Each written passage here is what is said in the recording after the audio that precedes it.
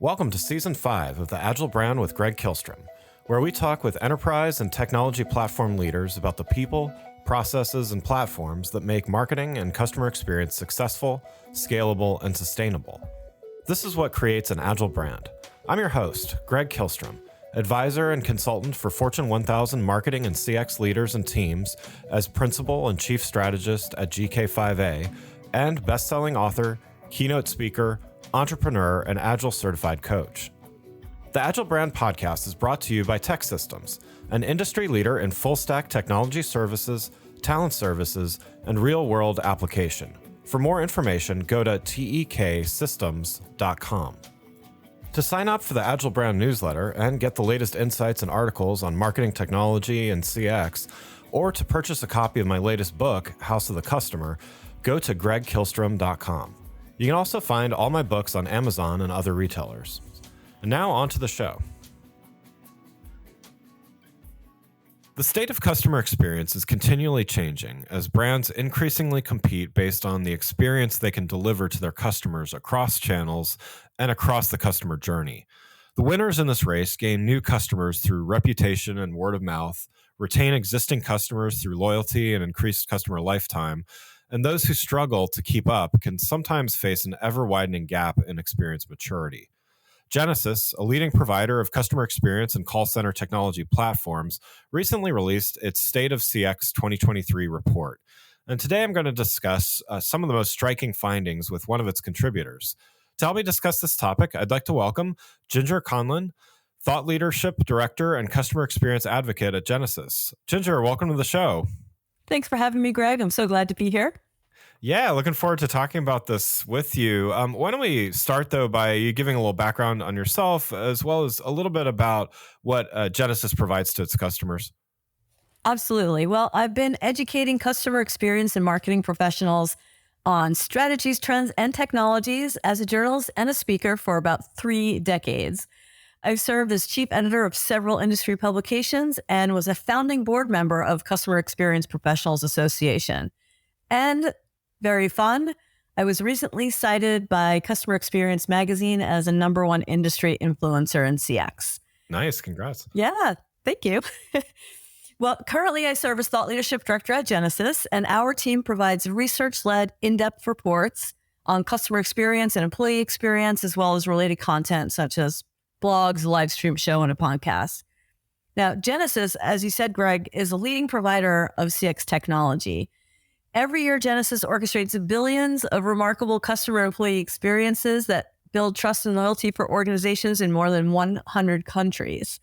And what makes those experiences remarkable, and we're going to talk a little bit about these things today, is that they're proactive, personalized, and connected across the end-to-end customer journey, within the contact center and beyond, across marketing, sales, and service interactions on any channel. Great. Well, yeah. So we're gonna talk a lot about all of that. So we're gonna address 3 points of the many great ones that the Genesys State of CX 2023 report touches on. So we're gonna start by defining what good CX is from the perspective of the consumers surveyed for the report.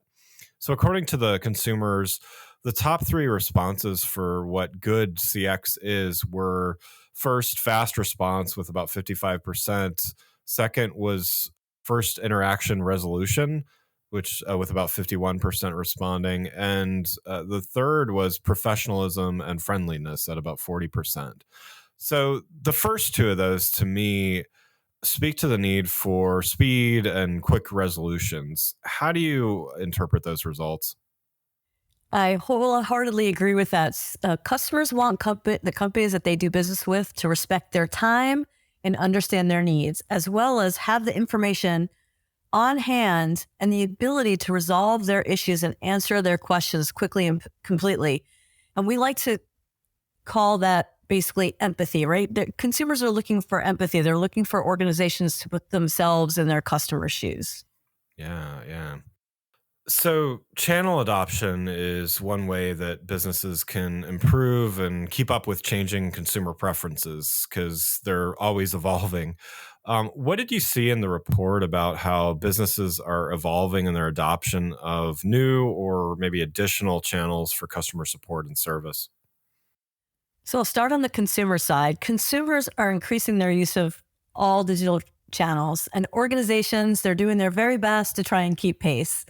So along with your standards, voice, email, chatbots, and the like, consumers can conduct their service interactions even on virtual home assistants, with more than 10% of consumers actually having done that last year. And on the other side, CX leaders are developing strategies for engaging their consumers in the metaverse, right? So it's really kind of everything that you can imagine. Yeah. On the other hand, what we're seeing is satisfaction isn't as high as it could be. Although consumers are saying in general that customer service has improved, if you dig down at the channel level, satisfaction has dropped in nearly every channel except for voice. So organizations have a huge opportunity to win over customers by improving that channel performance. So, what are some other ways that businesses can improve their CX in some of those areas that are top of mind to consumers? What are some of the things they can focus on? Well, one thing is experience orchestration. And what I mean by that is, yes, you need to focus on channel performance, but don't do that in a vacuum. Just one channel, just one channel, just one channel. Look at it across the full journey. So you're improving that end-to-end experience, making them more relevant and more seamless for the consumer. Now, one of the challenges that CX leaders called out in the report that they have in delivering these end-to-end connected experiences is lack of carryover of context from one channel to the next. So what these CX leaders need to do really is build bridges using connected technology and data. Yeah, yeah. So let's talk now about the impact of poor customer experience or poor customer service, which can have a dramatic impact on customer retention and churn. According to the survey in the report, 1 in 10 consumers would switch a provider or company after just one negative service interaction, and nearly 80% total would switch if experiencing up to 5. So, how can businesses mitigate some of the impacts of this? Surely, no business or the people within them is perfect. But with consumers that have the ability to switch so easily and to choose from so many options, what can a business do to set themselves apart when something goes wrong? Well, when you get the basics right most of the time, people are far more likely to be forgiving when something goes wrong. Companies are looking to surprise and delight. They're looking to do all these big things. And yes, we want to do that experience orchestration and get that full end-to-end journey happening for consumers to make the whole experience even that much better.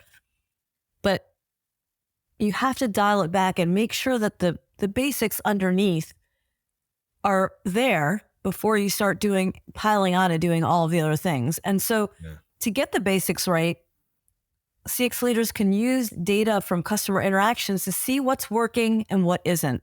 And that data can come from speech and text analytics, journey analytics, customer behaviors. And then if you have real-time data and journey optimization technologies, you can optimize in the moment. So you're fixing the situation not only for that customer having that issue at that moment, but for all the customers that come after that one. So having a CX platform that enables you to connect data across channels, to get insights to your agents when they need them, and to map and assess that full customer journey, that will help ensure that any changes that you make are positive from end to end. And I just tell a quick story on that. Yeah. One company that one of my colleagues spoke with was saying that they were trying to improve their call duration, like reduce call duration in the contact center. And so they did a couple of things and that helped. But what happened in the meantime was this was a telecommunications internet company. They wound up increasing their truck rolls for service technicians to go to people's homes, which is way more expensive than phone Right. calls where they could have handled something, over the phone or share screen or what have you. And so because they didn't look at that end-to-end journey and considering what what happened when they made this one change, they wound up costing themselves a lot of money. Fortunately, they caught it pretty quickly and dialed it back, but it just shows that you need to think holistically. Before we continue, let's take a quick break. If you're like many marketing leaders today, you're inundated with a need to improve the customer experience across an increasing number of channels and touch points, all while ensuring your team is performing well, innovating, and continuously improving. So how do you find the time to determine what's next for you, your team, your brand, and your customers? My company, GK5A, can help.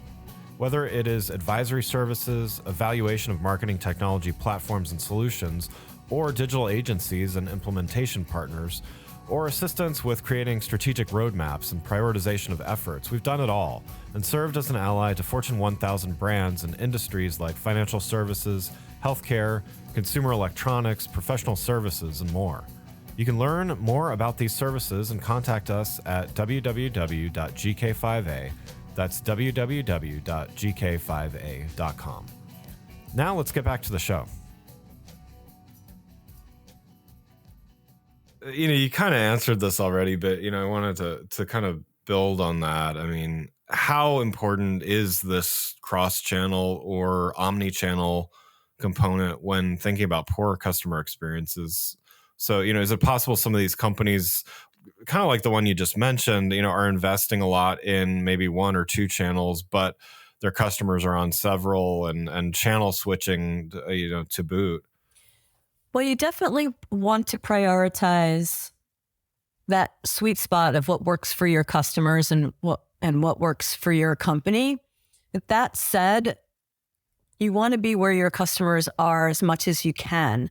So now, taking a look at the results of the State of CX, only 13% of organizations say they're delivering that true omni-channel experience where channels, data, and systems are connected.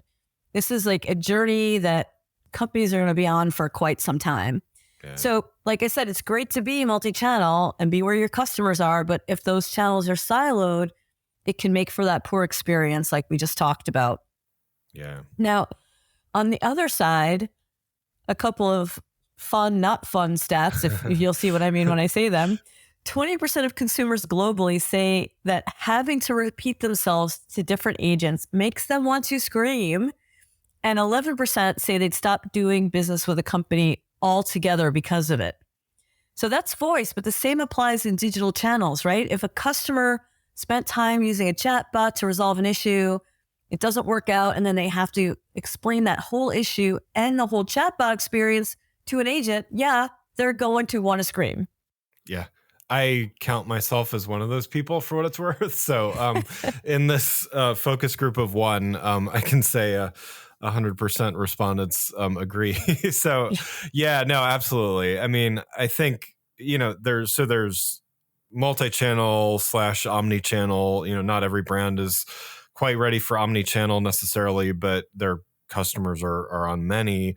There's also just in general the rising expectations because, consumers aren't just consumers of one type of product or service. They're consumers of all types. And so, they see something, the easy example is, Amazon next day shipping, right? So, Amazon does it. And now the expectation, no matter where you buy something, who you buy it from, small, medium, large business, your expectation is I'm going to have this, on my door tomorrow. So, how do businesses keep up with these rising customer expectations, and how does a business set itself up to keep up with continual improvement, even if they feel like they're a leader today? That is a great question. And just to go back for a second to what you said about those rising expectations, I just ordered something not from Amazon, and it was going to take a week to get it. And I was like, a whole week. And then I stopped and thought, wow, are you spoiled or what? Right. Yeah. And this is what we're dealing with. And it's interesting because Forrester, they do their annual, customer experience rankings. And they have found over the past couple of years that even these companies that are the tops consistently excel in delivering outstanding customer experiences, consumers are like, yeah, because they're so used to some of these top experiences from some organizations, it really makes it challenging for others. And So one solution is that agile composable technology, because cloud-based technologies that are part of a robust ecosystem will allow organizations to respond to changes in customer expectations, but also market changes, competitor moves, and even new technologies.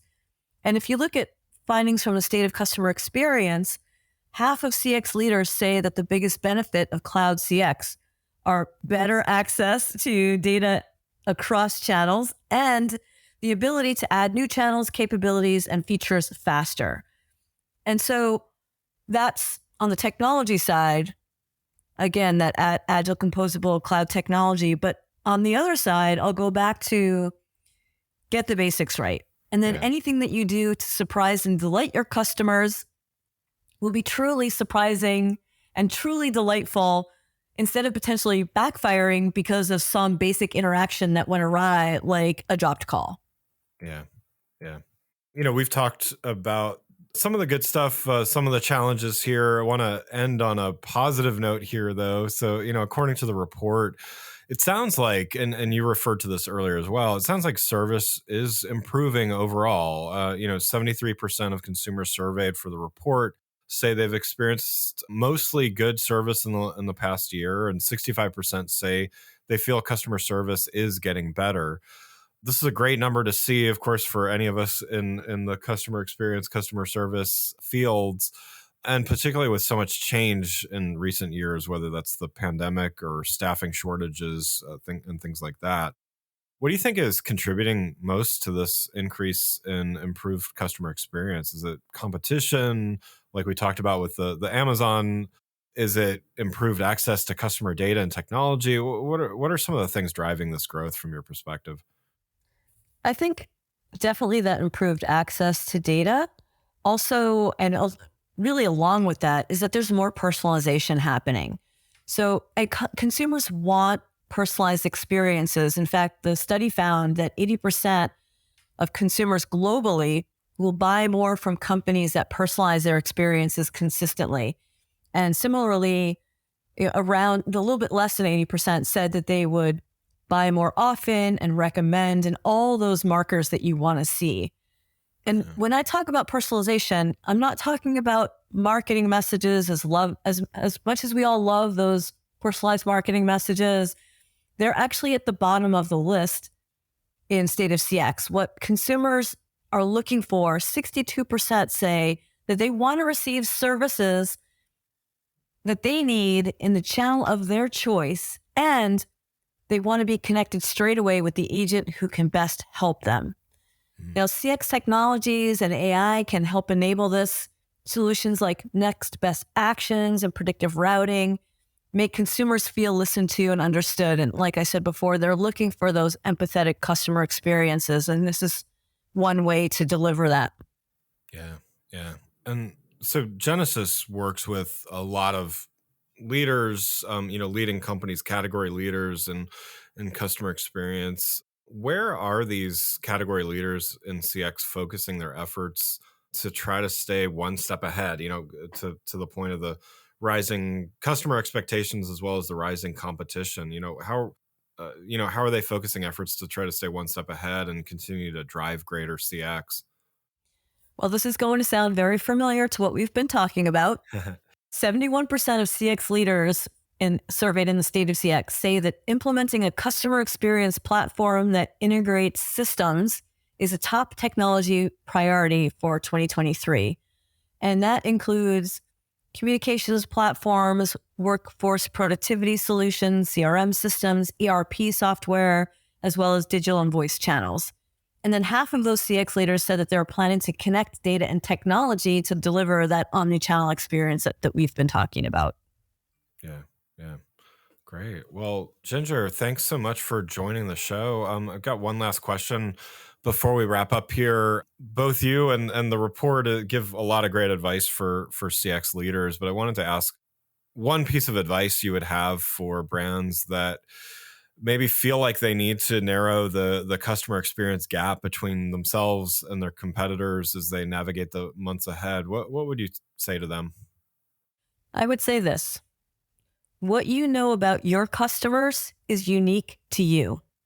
Sure, competitors may know something about your customers, but they don't know the totality of a customer's interactions and experiences with you. Only you know that.